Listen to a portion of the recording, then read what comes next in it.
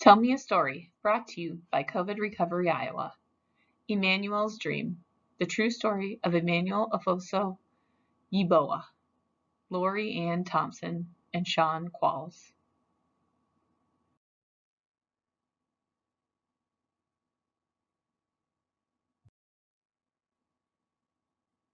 For Emmanuel, whose courage and character are an inspiration, LAT. For Emmanuel and the Dreamers, SQ.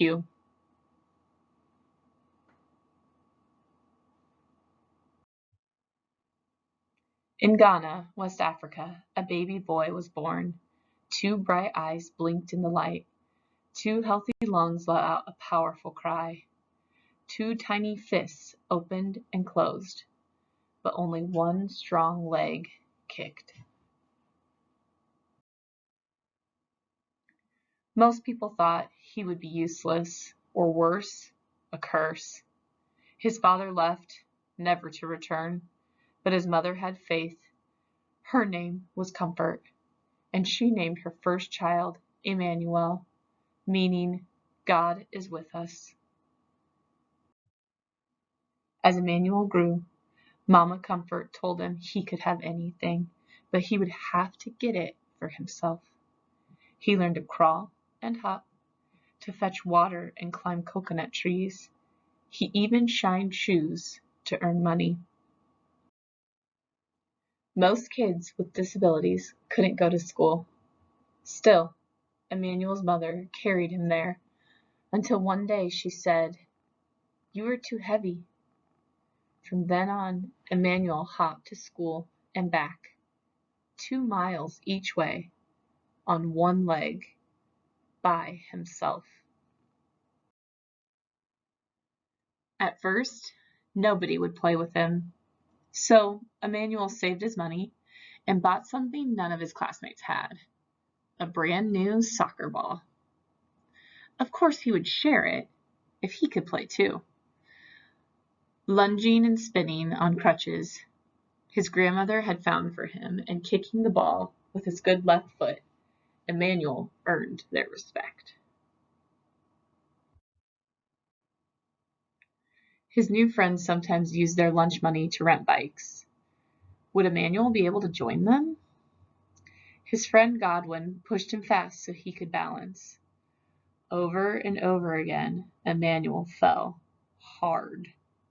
But finally, he rode.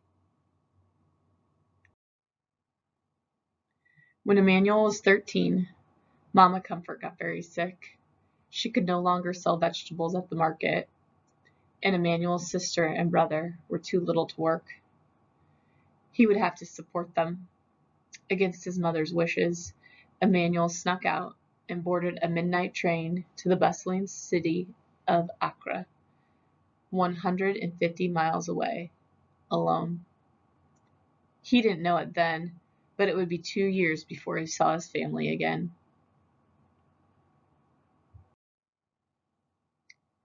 Emmanuel arrived full of hope.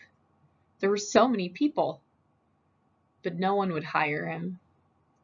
Shopkeepers and restaurant owners told him to go out and beg like other disabled people did.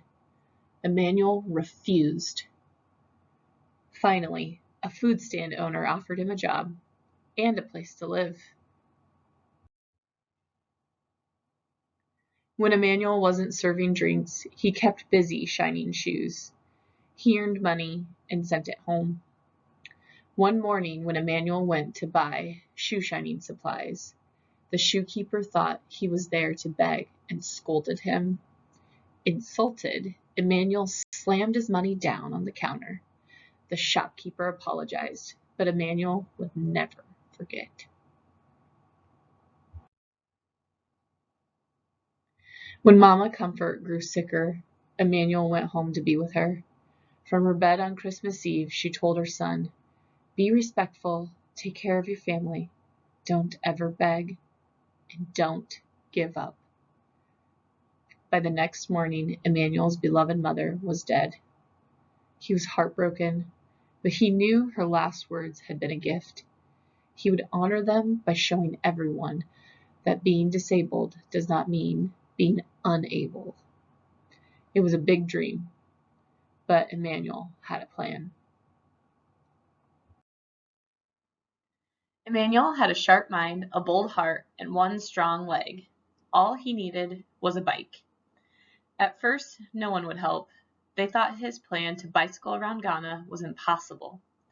Then Emmanuel wrote to the Challenged Athletes Foundation all the way in San Diego, California. They sent him a bike, plus a helmet, shorts, socks, and gloves. Emmanuel started training for the long ride. He persuaded the king of his region to give him a royal blessing. He went door to door asking for additional support. Finally, he hired a taxi to follow him with drinking water, a camera, and his best friends. Then Emmanuel tied his right leg to the bike's frame, jammed his left foot into a flip-flop, attached to the pedal, and rode.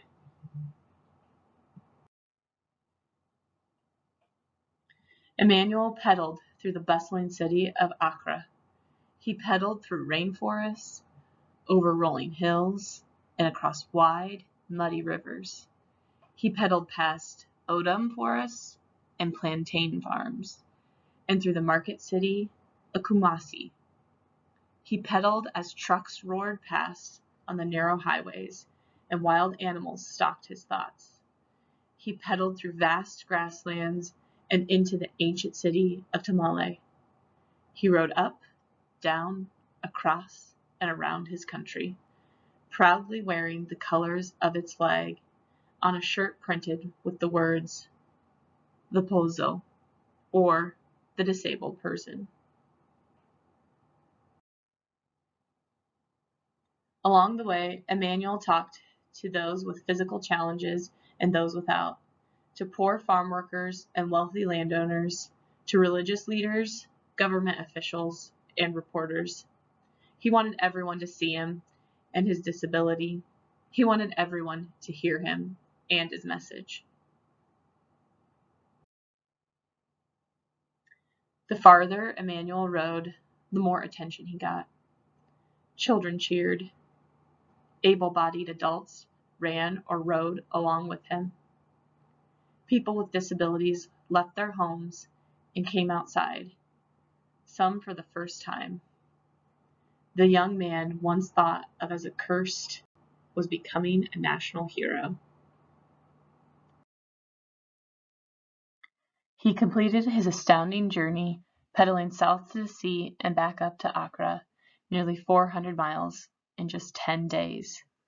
But Emmanuel's success goes even further than that. He proved that one leg is enough to do great things, and one person is enough to change the world. In this world, we are not perfect. We can only do our best. Emmanuel Ofosu Yeboah.